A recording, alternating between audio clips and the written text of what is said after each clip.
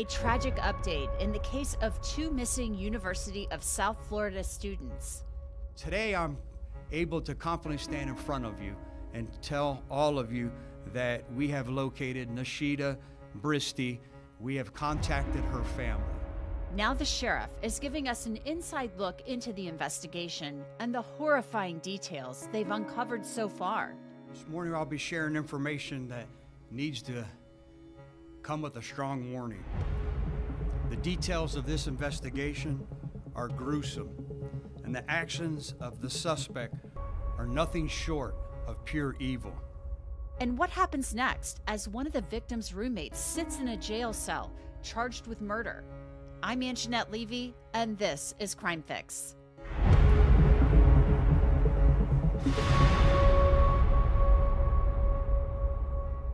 There's a case out of Florida that is unbelievable. It's really shocking and devastating. Two PhD students from another country, they came to South Florida to study for school. 27-year-old Jamil Limon and his girlfriend, Nahida Bristy, were studying at the University of South Florida. They were both from Bangladesh. Nahida was working on a PhD in chemical engineering, and Jamil was studying environmental policy and engineering. Sadly, we now know that both Jamil and Nahida are the victims of homicide, and someone they trusted is accused of murdering them. His name, Hisham Abu Garbia. He was a former USF student and Jamil's roommate, and he was the last person known to be with Jamil and Nahida before they disappeared. Now we're learning new details from the Hillsborough County Sheriff, who addressed the public on Friday, including how Nahida Bristy's body was found and what questions still remain as the community tries to wrap their heads around this unbelievable tragedy. We're going to get into those details here shortly, but let's give you a little bit of background onto how this all started. The case began on April 17th when the University of South Florida Police Department was notified that 27-year-old Nahida Bristy was missing.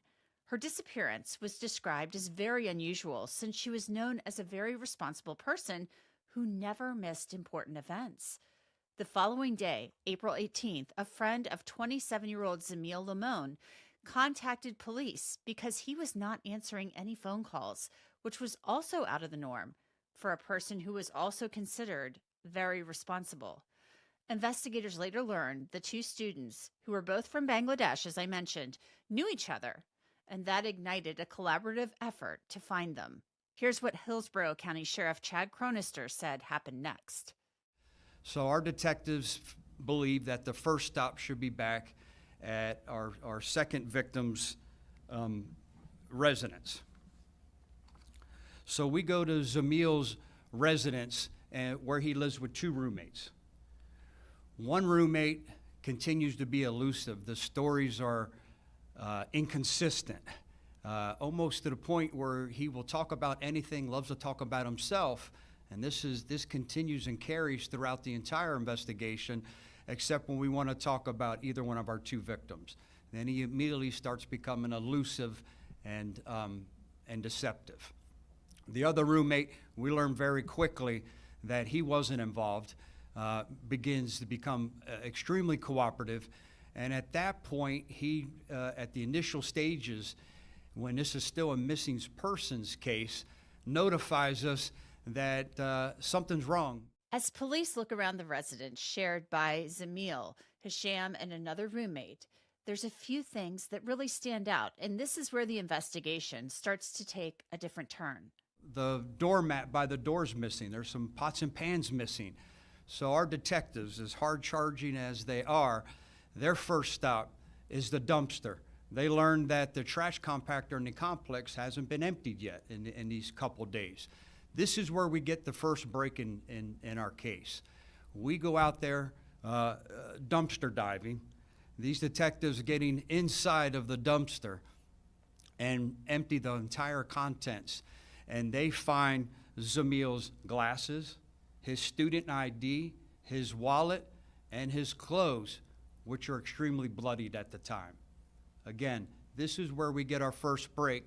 This is where, during this timeline, this missing persons becomes a missing person endangered case.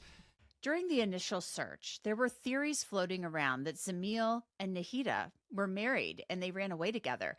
But after detectives found Jamil's belongings, they realized that those theories were far from the truth, and investigators were now in a critical race against time to find the couple.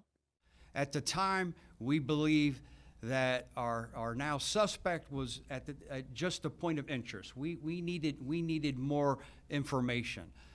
So we have enough evidence to get a search warrant. We go back to the residence and we serve the search warrant. And the search warrant's for the residence, for the roommates, both roommates' phones, for their person, and for their cars. They go into the residence, and we have some amazing technology, one of it being Blue Star that identifies the presence of blood.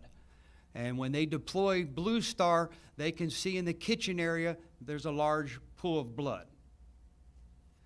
They see that the blood continues down the hallway and into our suspect's bedroom.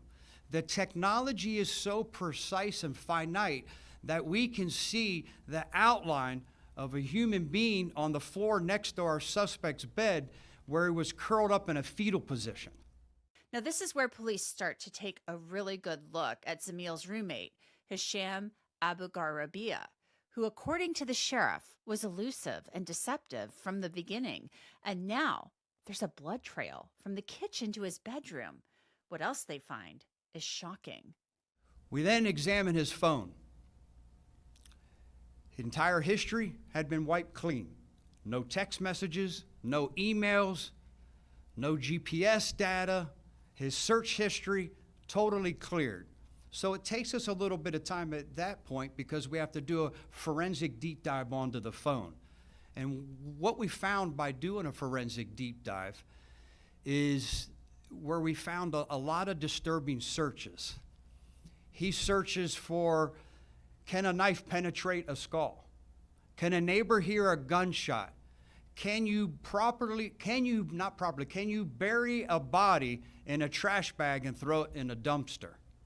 While he's conducting these searches, we also see and discover that he's making purchases for large, heavy-duty black contractor bags, Lysol wipes, duct tape, lighter fluid, a lighter. As he's ordering some of the items from Amazon, some of them come from DoorDash. I want everyone in the room to think about this. আসসালামু আলাইকুম প্রিয় দর্শক, এমন কিছু গুরুত্বপূর্ণ video আপনাদের মাঝে share করব যা রীতিমতো অবাক করে দেওয়ার মতো এবং চাঞ্চল্যকর অবস্থা সৃষ্টি হয়েছে। নেট দুনিয়া তোলপাড়, সামাজিক যোগাযোগ মাধ্যমে ভাইরাল। আসুন না টেনে একটি লাইক করে শেষ পর্যন্ত ভিডিওটি দেখতে থাকি।